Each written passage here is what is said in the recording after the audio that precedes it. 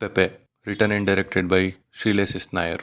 ಒಂದು ಹಳ್ಳಿ, ಅಲ್ಲಿನ ಒಂದು ತೊರೆ, ಅದರ ಸುತ್ತ ಸಮಸ್ಯೆಗಳು, ಹಾಗೆ ಆ ಊರಿನ ಹೆಣ್ಣು ಮಕ್ಕಳ ಮೇಲೆ ಆಗ್ತಿರೋ ದೌರ್ಜನ್ಯ.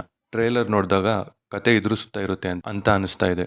ಟ್ರೇಲರ್ ನೋಡನ್ಸಿದ್ದು ರೀಸೆಂಟ್ ಟೈಮಲ್ಲಿ ಬಂದಿರೋ one of the best raw and rooted trailer. ಸಿನಿಮಾದ ಕ್ಯಾಮರಾ ವರ್ಕ್ ಆಗಲಿ, ಮ್ಯೂಸಿಕ್ ಆಗಲಿ, ಎಡಿಟಿಂಗ್ ಆಗಲಿ ಎಲ್ಲದೂ ಟಾಪ್ ನಾಚ್ ಆಗಿ ಕಾಣಿಸ್ತಾ ಇದೆ. ಇದರ DOP ಅಭಿಷೇಕ್ ಜಿ ಕಾಸರಗೋಡ್. ಅವರ ವೈಟ್ ಶಾಟ್ಸ್ ಆಗಲಿ, ಮೈ ಪೂರ್ತಿ ರಕ್ತ ಮಾಡಿಕೊಂಡು ಬಿಳಿ ಡ್ರೆಸ್ ಅಲ್ಲಿ ಕೂತಿರೋ ಆ ಹುಡುಗಿ ಶಾಟ್ ಆಗಲಿ, ಮಾರ್ಕೆಟ್ ಅಲ್ಲಿ ಇರೋ ಆ ಉಲ್ಟಾ ಶಾಟ್ ಆಗಲಿ, ಮೈಯೆಲ್ಲ ರಕ್ತ ಸಿಕ್ತಾ ಮಾಡಿಕೊಂಡು ತೊರೆಯಿಂದ ಆಚೆ ಬರ್ತಾ ಇರೋ ಪೆಪೆ ಶಾಟ್ ಆಗಲಿ, ಪೆಪೆ ಗ್ಯಾಂಗ್ ನ ಹೊಡೆಯೋಕೆ ಓಡ್ ಬರ್ತಾ ಇರೋ ಶಾಟ್ ಆಗಲಿ, ಆ ಜಂಪಿಂಗ್ ಶಾಟ್ ಆಗಲಿ, ಕೊನೆಯಲ್ಲಿ ಬರೋ ಆ ಕಣ್ಣಿನ ಶಾಟ್ ಆಗಲಿ, ಇದೆಲ್ಲ ಎಕ್ಸಲೆಂಟ್ ಆಗಿತ್ತು. ವಿನಯ್ ರಾಜ್ಕುಮಾರ್ ಅವರು ರೀಸೆಂಟ್ ಇಂಟರ್ವ್ಯೂ ಅಲ್ಲಿ ಹೇಳಿದ್ರು, ಫೈಟ್ಸ್ ನ ತುಂಬಾ ನ್ಯಾಚುರಲ್ ಆಗಿ ತೆಗ್ದಿದೀವಿ ಅಂತ.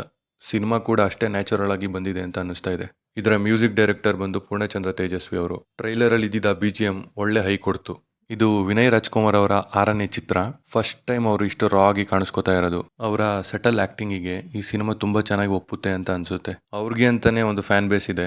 ಜನ ಅವರ ಸ್ಕ್ರಿಪ್ಟ್ ಸೆಲೆಕ್ಷನ್ ನ ತುಂಬಾ ಲೈಕ್ ಮಾಡ್ತಾರೆ. ಇನ್ನ ಮಯೂರ್ ಪಟೇಲ್ ಅವ್ರನ್ನ ತುಂಬಾ ದಿನಗಳಾದ್ಮೇಲೆ ಸ್ಕ್ರೀನ್ ಮೇಲೆ ನೋಡಿ ಖುಷಿ ಆಯ್ತು.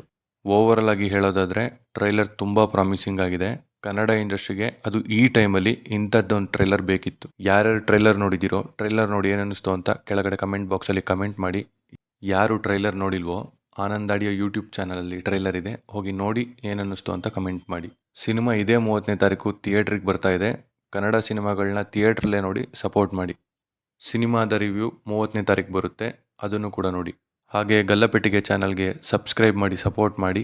Thank you. ಮತ್ತೆ ಬರ್ತೀನಿ.